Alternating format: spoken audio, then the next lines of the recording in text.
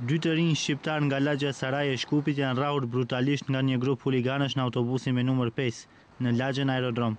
Sipas të dhënave, 19 vjeçarët shqiptar janë sulmuar nga 4 persona të armatosur me shkopim bejsbolli dhe sende të tjera të forta.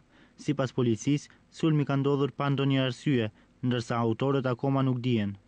Në orat 18 në Shkup, në bulevardin Janez Zandanski tek qendra tregtare Biser, ku 19 vjeçari me inicialet IH nga fshati Saraj dhe shoku i tij me inicialet AS kanë hyrë në autobusin me numër 5, janë sulmuar fizikisht nga 4 persona të panjohur, duke i goditur me shkopim bejsbolli në kokë dhe trup, duke shkaktuar lëndime të dukshme, po merren masa për zbulimin e autorëve.